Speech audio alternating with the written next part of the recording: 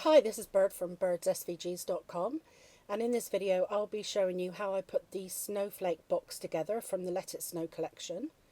And here are some pictures of the finished box, so this is what we're aiming for. So first of all, I'm going to start with the base of the box, and these are the parts needed.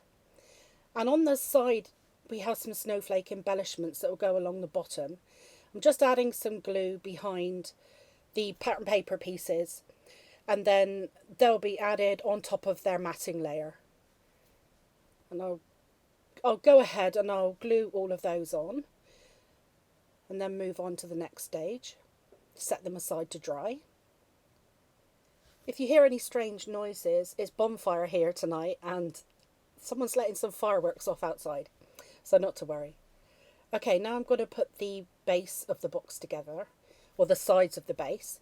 So I'm just bending along the score line beside my tab, adding some glue, and then I'll put these two pieces together. And I'll just press along and make sure that the glue has thoroughly taken hold before I bend it. Now, before I add the side panels, I'll need to just fold along all of my score lines so I can see where the side panels need to go, because when we place them down we're aiming for an even border all the way round. Okay, now I've scored all of that, or folded along all the score lines, I'll now start to glue my side panels into place. And I've just realised that I've not folded along the score lines across the bottom where the tabs are, so I'll just pop this one into place and then I'll go along and I'll fold along all of those score lines. After I folded them, I'll straighten them back out, but it's just enough for me to see where all four edges are. Okay, I'm just popping the last one into place now.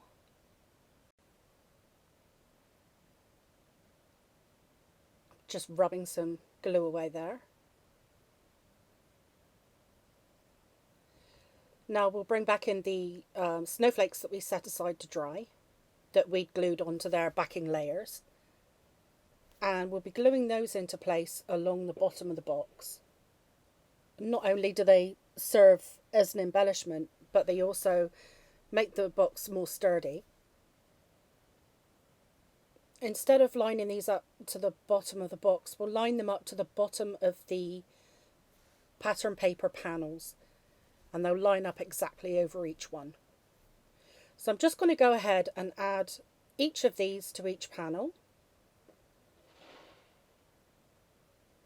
and then we're ready to bring our box together. So I'll be adding some glue to the side tab, and as we've got an equal amount of sides to our box, it's nice and easy to put together. You just fold it over and then fold your side onto it and press down. So I'll also flip it over and put some pressure along the seam on the inside just to make sure that the glue's taken hold. Now if we place the box down on the top, and then we can turn the flaps over, and we'll find the base of our box, and that's always the piece that's slightly larger, because the slightly smaller piece will go on the inside to cover all the tabs up. And what I'm doing here is I'm just adding glue to one tab and adding the base of my box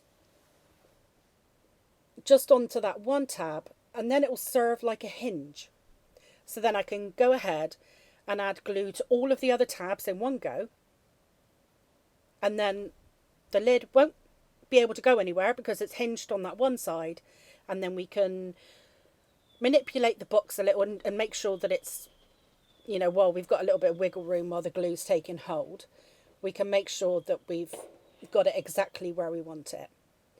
So here we go. I'm just going to jiggle the sides around, move them in slightly, and line up all of the edges until I'm happy with it. Now I'm going to flip the box over, and that's the nice thing about this box, it's quite large, so you can easily get your hand inside, you won't need a tool, and you can push down on the tabs And here we're going to add our inside piece. This will add some extra sturdiness to the bottom of the box as well as cover the tabs. So I'm just adding some glue to this piece. And then I'll place it inside.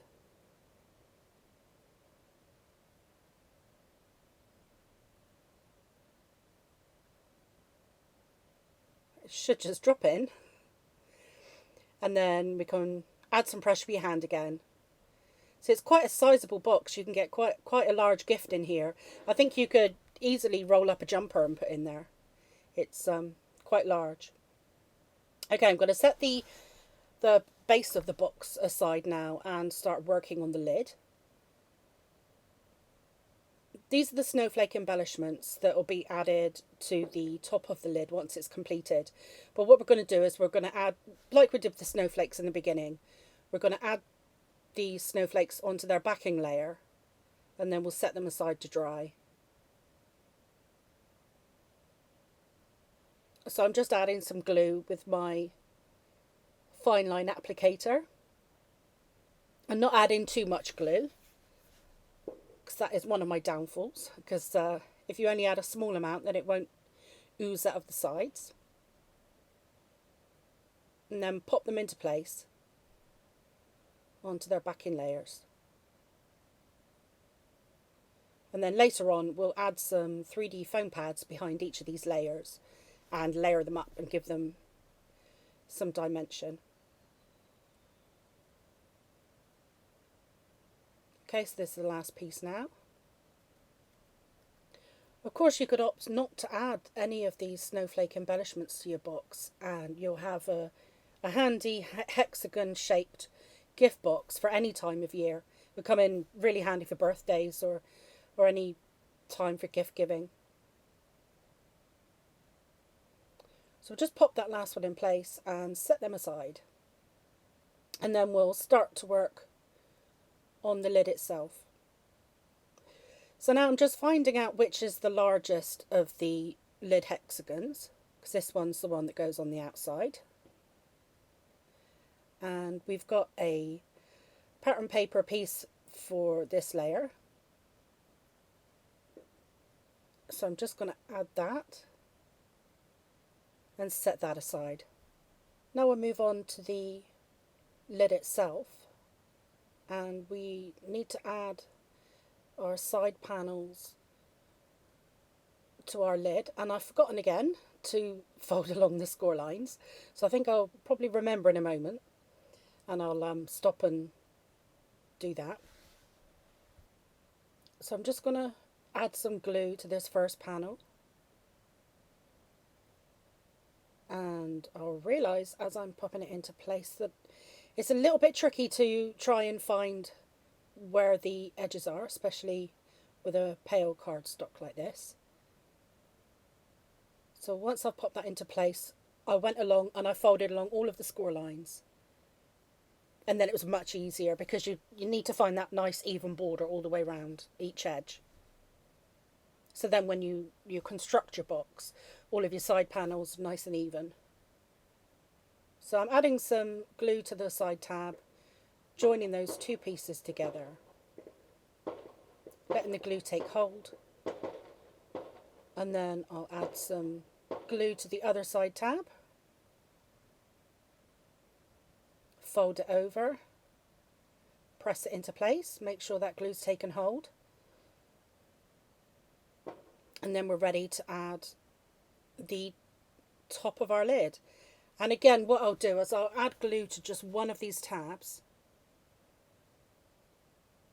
and then I'll glue my lid to that one tab and use it like a hinge. And I find it's much easier to make sure that everything gets lined up nicely. So I'm just going to push down on that tab, make sure it's thoroughly taken hold. And then I can go ahead, add glue to all 5 of these remaining tabs in one go. Trying to act quickly so the glue doesn't dry.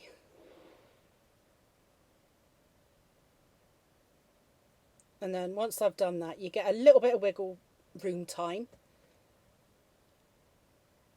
to line up the edges and make sure everything's as you want it to be.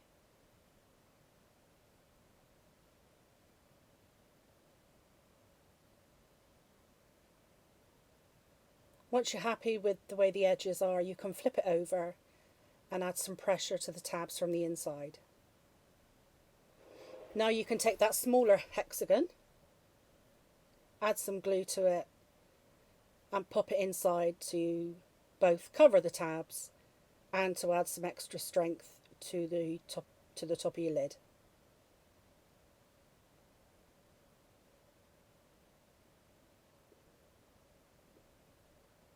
So I'll just add some pressure inside and just make sure that that's nice and firmly in place.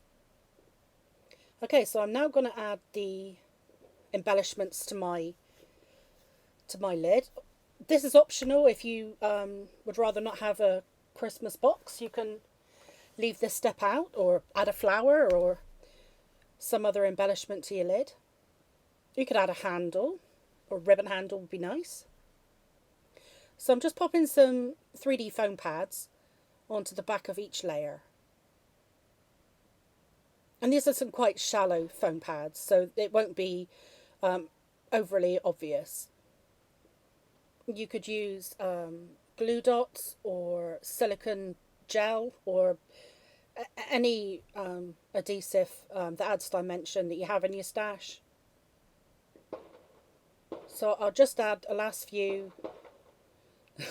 Got fireworks going off behind me. Just add the last few foam pads onto the back of my dimensional snowflake, and then I can add it to my lid.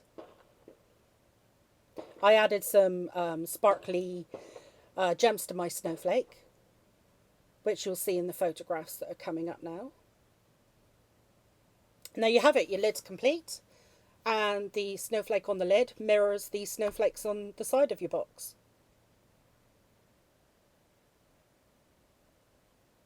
And this is how it looks when it's complete. I hope you find this a useful gift box to have for your gift giving this Christmas. And here's how it looks after I've embellished it. But of course, you can go mad with the embellishing at Christmas. You can use as much glitter and sparkle as you like.